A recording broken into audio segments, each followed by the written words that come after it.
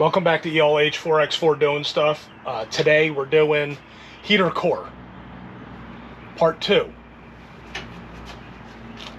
I didn't really know where to begin. I got so many things that, we got interior stuff, and we still got the heater box to go through.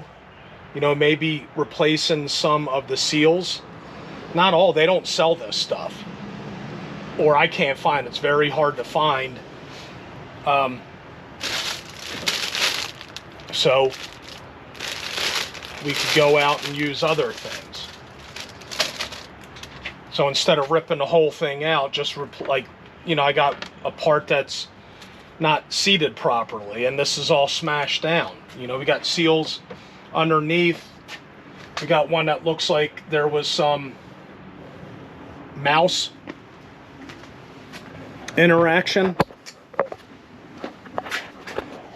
right? We got little gnaw marks, maybe, I don't know, but we got seals underneath. These look intact. With the vent, this vent was flapping. I still have to clean the vent, right? So there's all kinds of stuff we got to do. Just because the heater core showed up doesn't mean that we're necessarily done, right? We still got stuff we got to do. So that's where I'm at. So I'm going to start replacing foam and whatnot, and instead of doing another "if it's not raining we ain't training" video, I'm not doing that today. But we're supposed to get some substantial weather, so we're inside. Anyway, let's get to replacing the seals.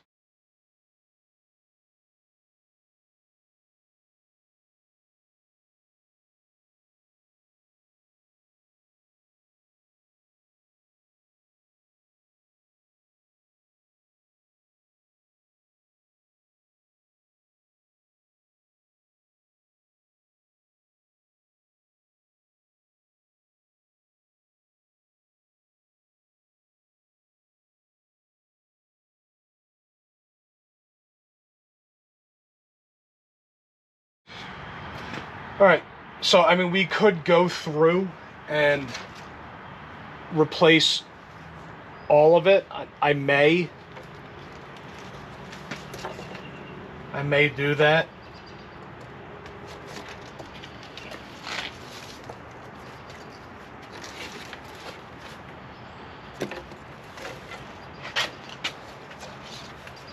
Yeah, you know what? I'm going to do that because I didn't think I had enough foam.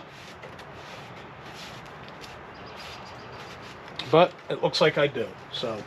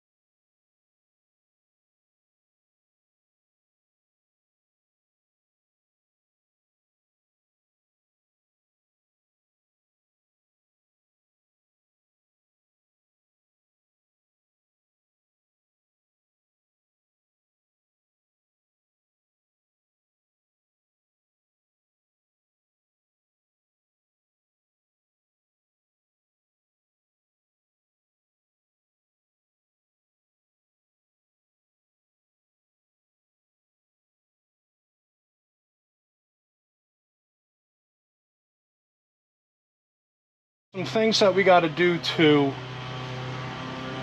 the new heater core. such as transferring the gasket. It goes on the it goes in between the heater box and the firewall.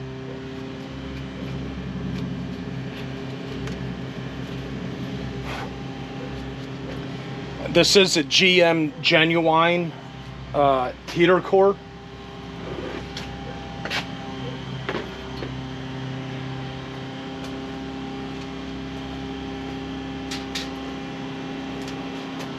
And then we got to take this foam and put it around areas of the heater core.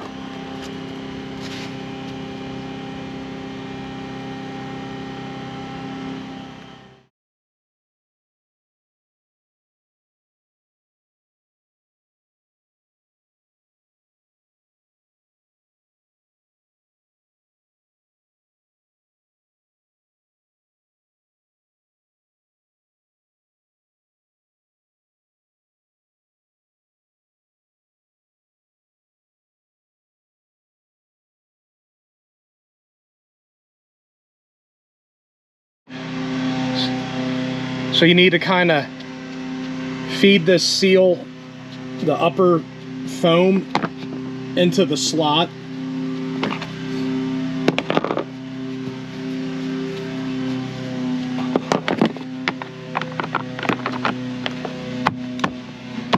And there you go.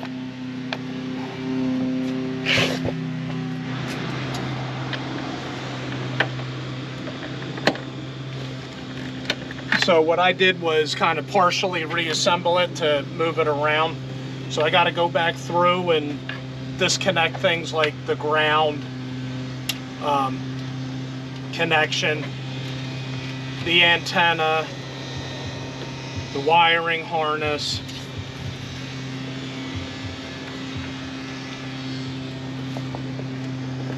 I also put a couple bolts back into the dash, obviously, to hold it up. So these are things that I got to go back through and disconnect before we can throw the heater box back in there.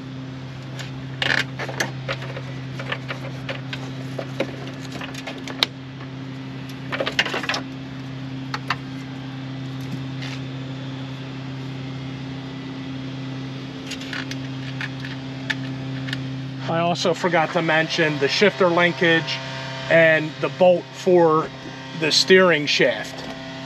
So that's other things I have to disconnect before we can slide the whole dash back out and put the heater box in.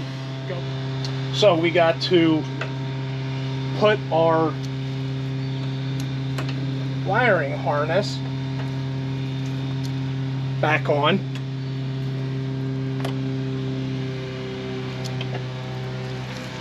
Right, so that we can hook up the stuff that's on the driver's side and feed it in. So that's what I'm going to do. And there's really no good camera angle. So yeah, we'll see you when we, you know, make little increments of progression. All right, we got it temporarily put in place. So now we got to get the hardware on the outside and get it bolted up. All right, be right back.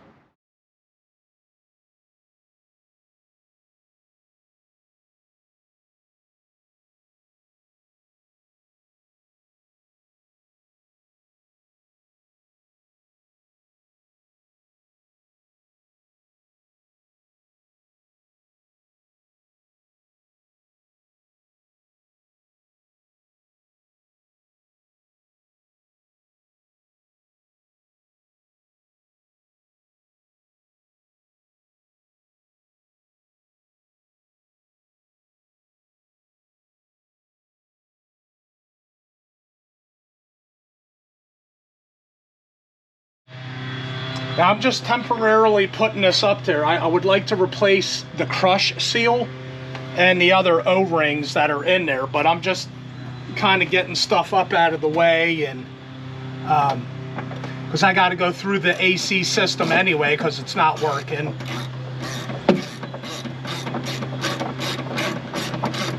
But we got all of our heater box fasteners where they're supposed to be.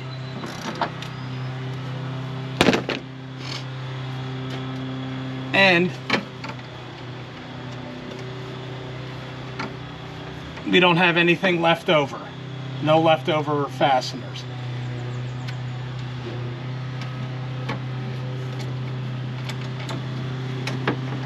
And just a recommendation, well, I guess we lost that. What I was going to say is I kept all of the heater box fasteners outside of the vehicle, away from the other ones, right? So we don't mix up any of them. So we can lose them later on, is, you know, wonderful. GoPro stop. All right, let's get our heater core hooked up. We got our 3/4 inch tool for disconnecting the hoses.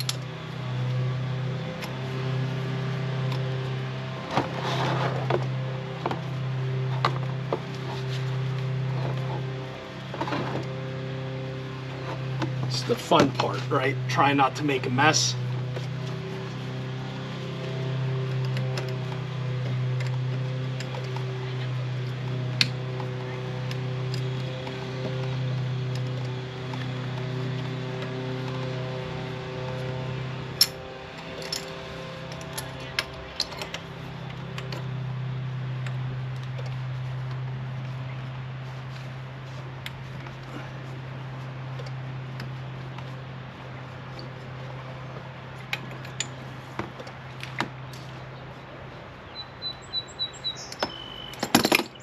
There you go. Let's just drop the tool directly into the antifreeze.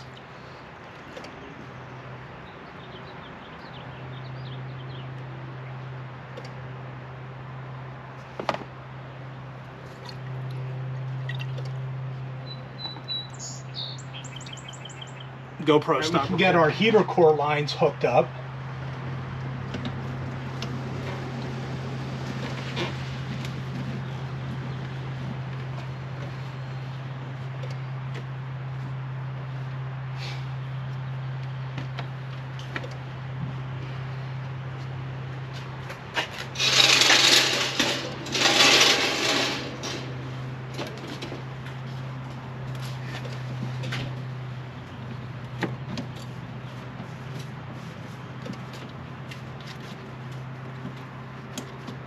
All right, and we put the other one on.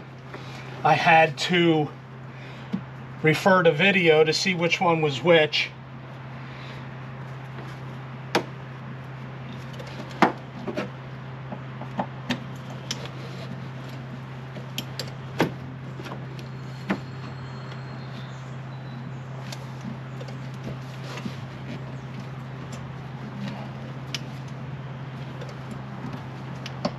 All right.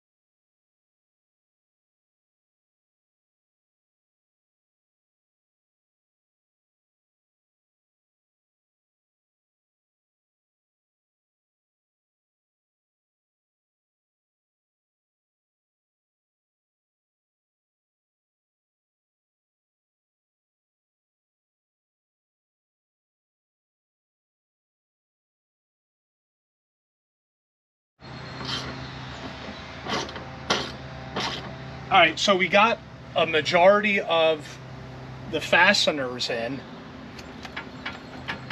So now really all we need to do is go through and get the little stuff. So we got the main frame in, is what I'm saying. The main frame.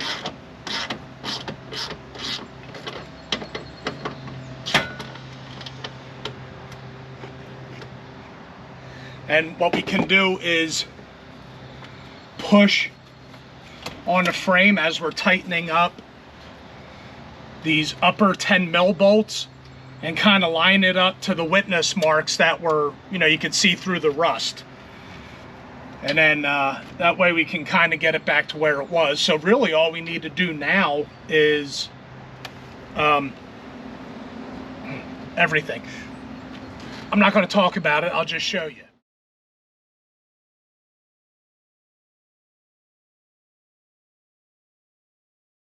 All right, so we got all of our fasteners up top, the 4 10mm bolts. We got the ground connectors on both corners connected. All of the wiring harness stuff connected. So now we can focus on underneath the steering column, the support, that metal pan that goes on the steering column. So that's what we're going to do. So we got to get all of these put back in there. All right, maybe we can start with the shifter linkage. If we get it lined up.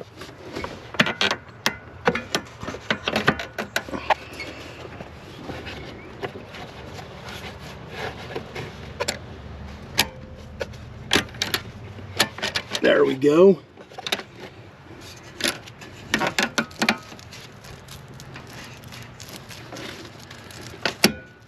And that's it. So now we got to put this support, and that lined up wonderfully. And that's cool.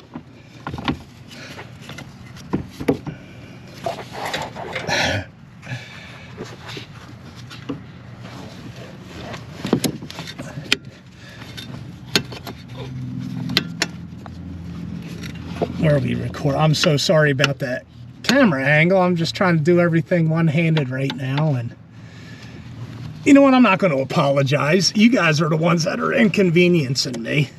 I'll edit that part out. All right, we got that lined up, and I guess we can put the support brace from here up to this area, and then get this bracket put back in. Our emergency brake cable.